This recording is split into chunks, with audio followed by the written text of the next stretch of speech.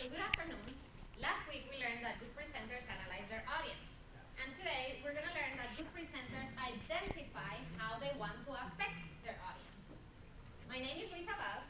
Marie Braswell, Dandelin Sentis, and I will be presenting the 5 most important things in Chapter 2, Identify Your Intent of the Good Book Guide to Presentations. We consider that the five most important things in Chapter 2 are focusing your presentation based on your purpose, your intent in different presentation styles or situations, developing and finalizing your presentation objectives, and using your objectives to stay focused. When we're developing our presentation, we need to ask ourselves whether the purpose of our presentation is to communicate to the audience or to communicate with the audience. Depending on the purpose of our presentation, we will either engage the audience during the presentation, or we keep control of the presentation but not allowing or encouraging the audience to participate. The next slide explains it well. So as presenters in tell and sell situations, you focus on delivering the content of the presentation to inform an audience or to change the audience's views or behaviors. So you're acting as speakers, taking on the role of experts, so there is little to no audience participation. In interactive situations, which are the consult and join situations, your purpose is to get information from the audience. So rather than speakers, you're acting more as a facilitator, encouraging the audience to ask questions or to generate solutions. What differentiates the speakers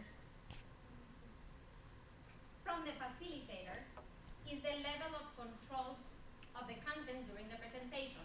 So this is important because the level of control is what determines whether you're acting as a speaker or as a facilitator. But let me explain each situation briefly. When you're presenting in tell situations, you're providing information. So you're concerned with information that emphasizes what, how, or who. The first day of classes here at UCD are full of tell situations. On the first day of this class, Professor Smallwood provided us with information that emphasized all three, the what, how, and who. She told us what we should expect from this course, how the points would be distributed, and we even formed groups so we knew who would be working with us for the rest of the semester. When you're presenting in sales situations, you're trying to convince your audience to buy your product or service, to support your goals or concepts, or to change their minds or attitudes. So you're concerned with getting people to accept why something needs to be done. For example, at church, during a sermon, a pastor or priest might attempt to motivate his younger congregation to avoid drugs, alcohol, or gambling, because maybe he's trying to change his younger congregation's attitudes or behaviors. But now, let me explain the other side of the spectrum.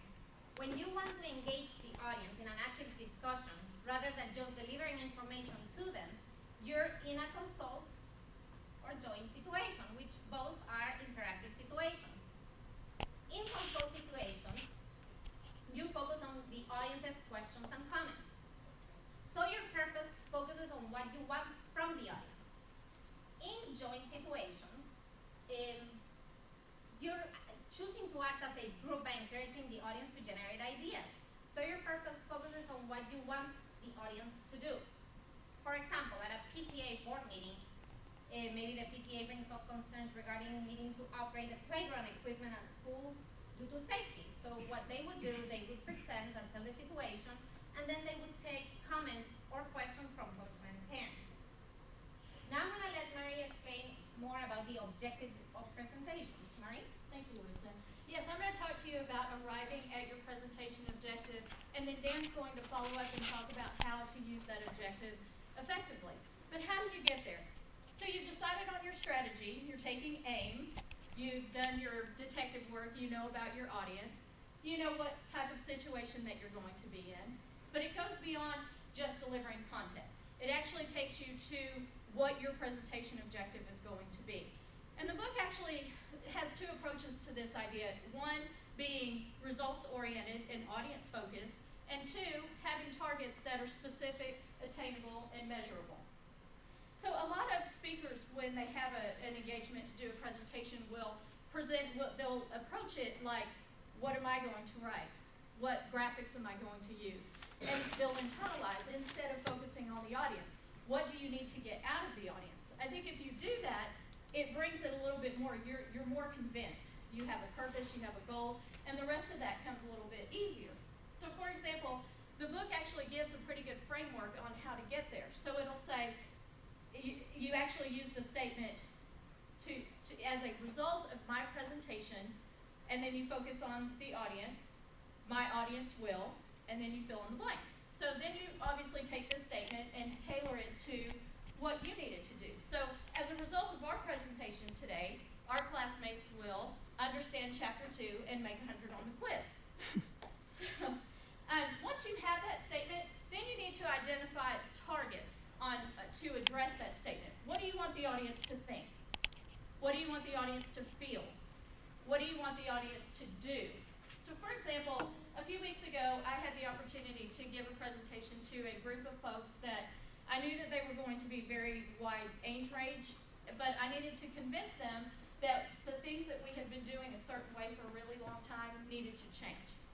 So I wanted them to think what we were doing was antiquated and not in a good way. Sometimes an old way of doing things is good, but we needed to update. I wanted them to feel a sense of urgency.